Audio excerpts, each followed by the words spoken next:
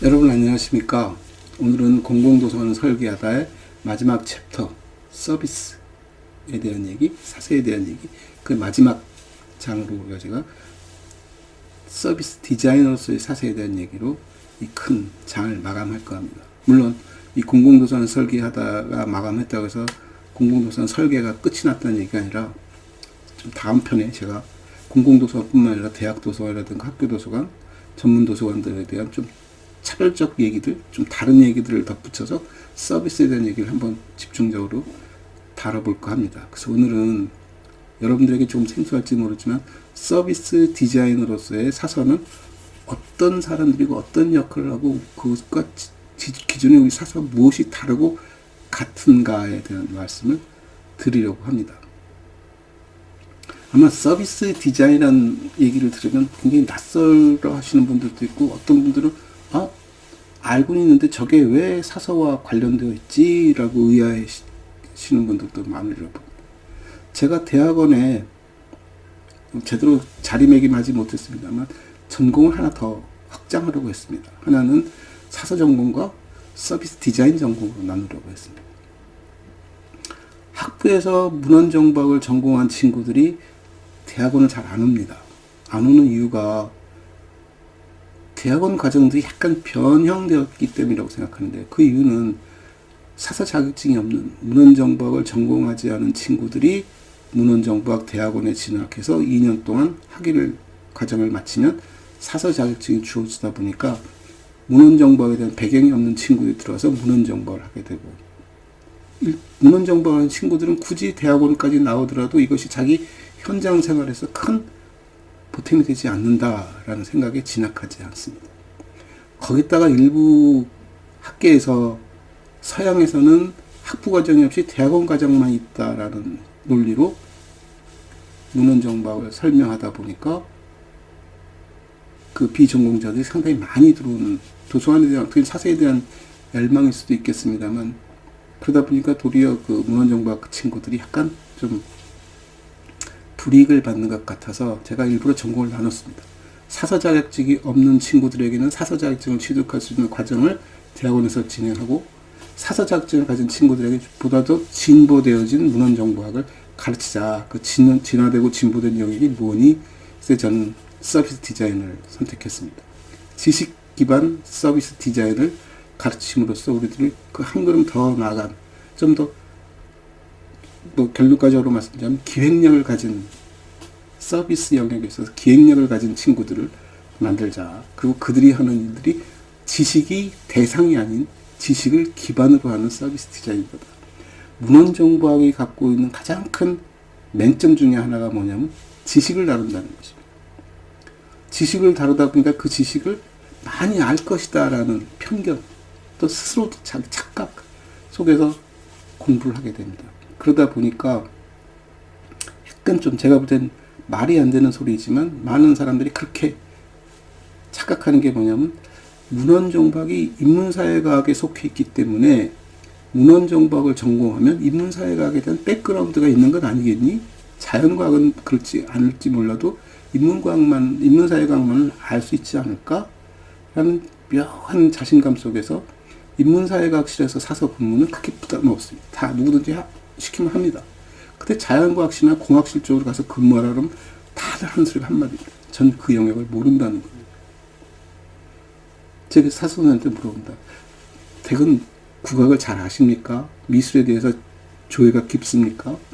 어느 정도까지 미술이나 국악을 갖고 대화를 하실 수 있습니까? 모르기는 인문사회과학이나 자연과학이나 다 대동소이합니다. 자기 전공이 아니면 전부 낯설 수밖에 없죠. 특히 자연과학 쪽은 쓰는 용어조차도 낯설으니까 더 힘들어할 수 있는 것은 이해가 갑니다만, 우리가 지식을 배우는 학문은 아닙니다. 문헌정보학이 도서관이 다루는 것이 지식이다라는 생각 속에 우리가 마치 지식을 알고 있는 것처럼 여깁니다. 그래서 제가 학생들에게 많이 해주는 얘기 중에 하나가 뭐냐면 물류창고, 자재창고에 대한 얘기를 해줍니다. 아마존 얘기도 제가 가끔 해주는데, 아마존에서 취급하는 물건은 초기에 책을 넘어서서 세상의 모든 물건을 다 취급한다고 해도 과언이 아니라고 봅니다. 그곳에서 일하는 사람들이 그 물건에 대해서 어느 정도 지식을 가질까요? 도서관보다 실은 범위가 더 넓으면 넓었지 절대 좁지 않은 영역에서 일하는 사람들이고, 제품의 종류도 도서관은 책이라는 매체에 상당히 국한되어 있지만 그것도 넘는 공간에 일하는 사람들이 과연 해박한 지식을 갖고 있고 그 분야의 주제 전문성을 갖고 있으면서 그 영역을 통달하고 있을까요? 아니면 그 사람들 그저 달라는 물건을 주기만 하는 사람일까요? 도서관에 사서도 달라는 책을 그저 빼주기만 하는 사람들일까요? 아주 막말로 달라는 책만 빼준다고 해봅시다. 이 책 주시오. 물류창고, 자재창고, 도서관에서 그 책, 그 물건 어디에 있을까요? 그리고 그 물건을 어디에 둔다 했을 때 그 물건을 우리가 얼마만큼 알고 그 물건을 거기에 둘까요? 거기는 닭이 먼저냐 계란이 먼저냐의 얘기처럼 약간의 모순된 부분도 담겨 있지만 그 물건과 유사한 물건들이, 그리고 그런 물건을 찾는 사람들이 누구인지 왜 찾는지를 알기 때문에 그 물건을 구분짓고 있습니다. 그래서 저는 분류를 말할 때도 그렇게 얘기합니다. 분류는 물건을 나누어 구분짓는 행위가 기본이지만 그 목적은 그게 아니라 잘 끄집어내기 위함이 분류의 목적이다. 그러니까 분류는 어디에 집어넣을까가 중요한 것이 아니라 저 물건을 어떻게 하면 잘 찾아낼까가 주목적이다. 그래서 제가 양초 얘기를 가끔 합니다. 예전에 정전이 잦았을 때는 집집마다 다 양초가 있습니다. 양초란 물건이 갖고 있는 물성, 양초란 물건이 갖고 있는 생산 과정, 그리고 그 물건이 갖고 있는 용도를 놓고 봤을 때 집안에서 그 물건은 어디에 놓여 있을까? 양초는 정전이 됐을 때 필요한 물건입니다. 그 얘기는 양초는 주변이 암흑이었을 때 물건이 빛을 발하는 것이 그때 필요한 물건입니다. 주변이 깜깜했을 때 그 물건을 찾을 수 있는 곳에 두지 않으면 아무리 좋은 양초를 가졌어도 아무짝에 소용이 없습니다. 그래서 양초는 항상 사람들이 상주하고 밤 시간에 상주할 수 있는 공간, 주로 거실에도 쉽게 접근이 가능한 수납장, TV 밑에 있는 수납장, 거기서 가장 소리 잘 닿는 제일 앞에 항상 성냥과 같이 놓여 있겠죠. 그게 바로 이용자를 읽는 힘이고 이용자 시각에서 쳐다보는 힘입니다.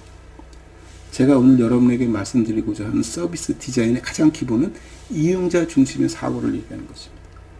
내가 물건을 파는 사람이지만 내 시각에서 쳐다보는 것이 아니라 이용자 시각에서 쳐다보자는 것이죠. 근데 도서관들은, 과거의 도서관들은 뒤가 십진분류표를 만들고 십진분류표가 모든 도서관에 퍼져서 상용화될 때 그 십진분류표가 보여주는 기준이 뭘까요?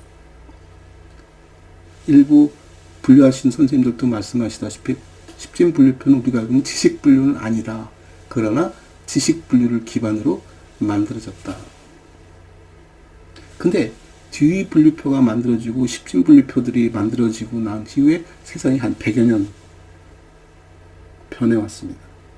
학문도 진화했고 우리가 소위 말하는 융합이라는 말로 모든 전공 영역들도 굉장히 복잡하게 구조가 되어지고 융합과 분열을 거듭했습니다. 과연 우리가 알고 있는 분류표가 지식 분류가 아니기 때문에 지금 있는 분류를 그대로 확장하거나 조금만 키우면 그대로 쓸 수 있어. 누구의 시각이었을까요? 저는 전적으로 그것이 사용자 시각이었다고 생각합니다. 그러니까 우리가 요즘 최근에 많이 하는 말 중에 하나가 큐레이션이겠지. 큐레이션은 누구 시각으로 쳐다보자는 걸까요? 그래요. 사용자 시각입니다. 아마존에서 물건을 분류할 때나 물류창고에서 물류를 배열할 때나 보관할 때나 또 그것을 필요한 것을 찾을 때 그 끄집어낼 때는 그 물건의 필요성이 전제되어야 하는 것입니다. 아, 이런 물건 누가 잘 찾아. 그러니까 아마존 홈페이지 들어가서 보면 어떤 물건을 찾으면 밑에 뜨는 관련된 목록이 가끔은 이해가 안 됩니다. 책임은 같은 주제의 책을 보여주는 것이 아니라 그 주제와 연관되어지는 물건서부터 그 책을 샀던 사람들이 다른 것을 겸해서 같이 샀던 물건들을 보여줍니다. 아마 여러분들이 의도적으로 전혀 상관관계가 없는 두 개의 물건을 동시에 사는 일을 반복적으로 몇 번 수행하고 나면 아마 A라는 물건 밑에 B라는 물건도 자연스럽게 따라 뜰 겁니다. 그게 우리가 데이터 기반에서 하는 말이고 우리가 데이터 기반소에서 어떤 데이터에 어떤 데이터도 연관되어 있어는 우리가 늘 사용하기 때문에 아까 의도적인라고 말씀드렸지만 실은 그게 인위적인 것이 아니라 랜덤하게 사람들 속에서 일어났던 것들의 반복성 속에서 패턴을 찾아내는 작업이겠죠. 예전에 그런 얘기도 있었습니다. AI 로봇이 말을 하는데 상당히 그 남성, 여성 비하적인 발언을 한다던가 그 사람 굉장히 당혹스럽게 만든 적이 있죠. 어떻게 AI 기기가 저렇게 사람 인격을 모독하는 말들을 할 수 있지? 근데 AI 입장에서 우리는 데이터 기반에서 데이터를 수집하고 그 데이터에 근거해서 문장을 만든 것일 뿐이야. 내 잘못은 없어. 우리가 살아가는 세상이 항상 이렇게 평탄하지만 않고 굴곡이 있다 보니까 어느 시점에 데이터들이 모여지느냐에 따라서 다른 결과를 유도해낼 수도 있습니다. 그래서 데이터는 보편적이하고 평등해야 하지만 경우에 따라서는 데이터 수집에 우리가 이런 모순도 담을 수 있습니다. 그래서 사람이 기계를 압도할 수 있는 이유가 그것이고 사람이 필요한 이유도 거기 있다 보는데 좀 얘기가 빗나갔습니다만 이런 데이터 기반의 사람들의 생각을 읽고 그 생각에 준해서 설계를 하는 것이죠. 그래서 큐레이션이라는 얘기를 하면 특정한 서가에 책들을 모아두는데 그 책들은 어떤 특정 주제 영역의 책이 아니라는 얘기죠. 굉장히 다양한 영역의 책이지만 그것을 아우를 쓰는 다른 패턴이 존재하는 거죠. 슬플 때, 기쁠 때, 우울할 때 어떤 책을 읽으면 좋을까? 또는 계절적으로 날씨가 어떤지에 따라서 지금 내가 있는 마음 상태가 어떤지에 따라서 내가 필요한 일에 따라서 그런 것들이 다 다르다는 얘기죠. 그러니까 우리가 총유서부터 900대까지 모든 책들이 다 같이 있듯이 그런 책들을 어떻게 구조적으로 연결돼서 새로운 다른 차원에서 이렇게 배열을 개발할 수 있는 힘. 아마 그게 제가 봤을 때는 서비스 디자인의 다른 모습이라고 봅니다. 그래서 우리가 도서관이라는 어떻게 좀 표준화된 공간에서 운영했던 스타일들을 좀 다른 시각에서 쳐다보고 특히 이용자 입장에서 쳐다봤을 때 어떻게 구조화시킬 수 있을까에 대한 얘기를 나누는 것이고 그것이 비대면 상태로 넘어가다 보니까 우리가 대면하지 않고 비대면 속에서 그들의 소위 말하는 보편성을 찾아내기 위한 작업이 뭘까?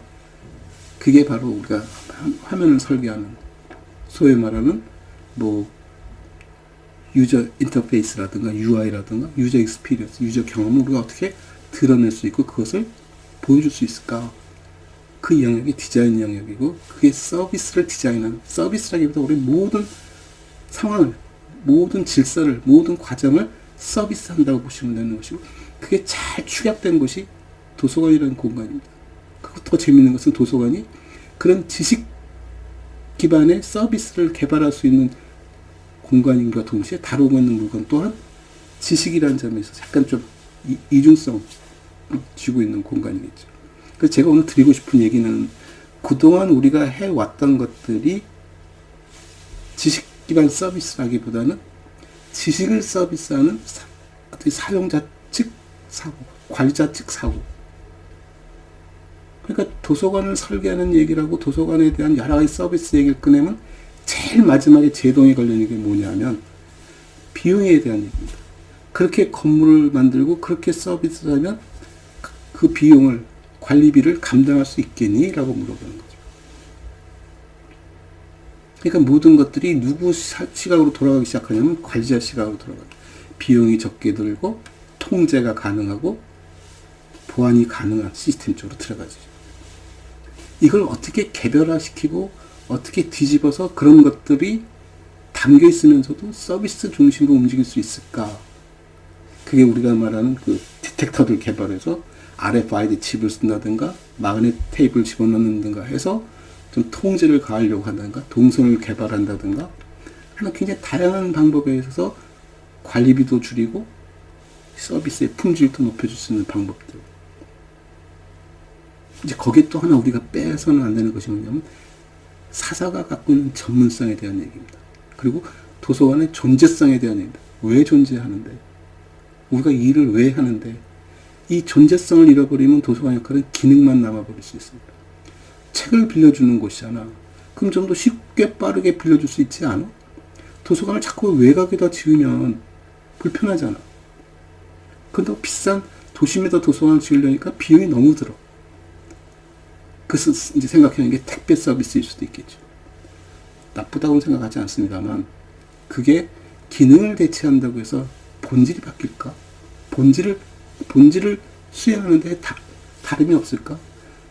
그렇진 않다고 봅니다. 사람들이 영화를 보면서 극장을 얘기합니다. 영화는 지금 뭐 OTT니 뭐니 해서 집에서 누구든지 쉽게 쳐다볼 수 있고 스마트폰 하나만 있어도 우리가 영화를 감상할 수 있는데 굳이 극장을 가려는 이유가 뭐지? 예전에는 극장이라는 공간에서 그 서비스 할 수밖에 없었어요. 비용적인 측면이죠. 영화 한 편을 틀어주는데 혼자서 볼 때는 비용이 많이 들지만 수십 명, 수백 명이 모여서 보면 그걸 서로 반감할 수 있으니까 소위 그 규모의 경제를 할 수 있어서 영화관이 성행했고 영화관을 통해서 우리가 영화를 봤습니다만, 지금은 그럼에도 불구하고 영화관이 존재하는 이유가 뭐지? 그 존재하는 이유가 바뀌었을까가 아니라 예전이나 지금이나 똑같았는데 순간 어느 기능만 생각하고 이것이 전부 OTT라는 이름으로 각자 자기 집에 들어앉아서 독립해버리다 보니까 영화관이 사라지는 것 아닌가? 근데 일부에서 나오는 말은 영화관에서 영화를 보는 건 우리의 서로 동질성에 대한 얘기고 공감에 대한 얘기고 서로 그 영화를 같이 생각하는 것에 대한 얘기를 하는 것 아니겠을까라는 얘기를 하는 거죠. 그렇죠. 영화관은 독립된 방에서 혼자 보는 비디오를 보는 것이 아니라 한 화면을 같이 쳐다보면서 서로 공감하고 느끼고 있다는 거죠. 같은 공간에 있다는 거죠. 어제 TV에선가 그 라디오 DJ들이나 하는 말을 듣고 제가 공감했던 대목이 하나 있습니다. 차를 타고 가면서 DJ가 이렇게 해서 리듬을 타고 하니까 박자를 맞춰서 몸을 흔들고 있는데 옆에 차를 봤더니 몸이 흔드는 모습이 비슷해 보인다. 저 사람도 나와 같은 방송을 듣나 보네. 그때 느끼는 동질성. 무슨 얘기인지 이해하실 겁니다. 저는 도서관이라는 공간이 그런 것을 만들어내는 공간이라고. 책 하나 두 개를 빌려주는 곳이 아니라 그들이 모여서 그 서비스를 사람들이 도서관에 오게끔 하고, 비록 도서관에 오지 못한다 하더라도 그들이 받는 서비스가 자기가 중심이고 자기를 위한 서비스다. 지금 우리가 하고 있는 일을 다 뒤집어 바꿔라 라는 말이 아니라 우리가 하고 있는 일들의 시각을 이용자가 중심에서 쳐다보면 이런 것들이 쉽게 이해되어지고 해석되어지고, 왜? 그 기본이 꼴이 전문성이 있기 때문이라는 얘기죠. 그래서 그게 저는 서비스 디자이너로서의 사슬을 얘기하는 거죠. 물론 앞으로 전문적으로 더 들어가고 학술적으로 들어가면 더 많은 연구분이 나가있고 더 많은 방법론들에 대한 얘기를 하겠지만, 일단 출발은 그래, 우리가 서비스 디자이너야. 도서관은 늘 그렇게 일해왔어.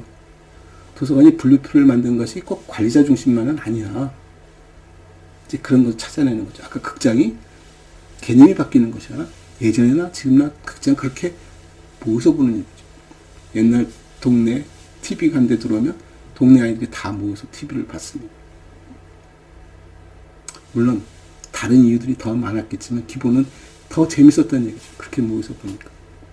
그래서 도서관은 사람이 모이는 커뮤니티 공간이라는 것을 잊지 마시고, 그 사람들이 서로 공감할 수 있고 서로 자기 것을 즐길 수 있고 하는 자기 중심적 서비스가 운영될 수 있도록 유지될 필요가 있다. 그래서 제가 너무 평범하게 공공도서관에 있어서 사서들의 역할은 서비스 디자이너다 라는 말씀을 드리는 것이고, 다음 한 프로그램을 설계할 때는 그 안에서 좀 더 서비스에 대한 좀 더 자세한 얘기, 실증적인 얘기들을 좀 나눠볼까 합니다. 그래서 오늘은 공공도서관을 설계하다 대단원의 막을 내릴까 합니다. 감사합니다.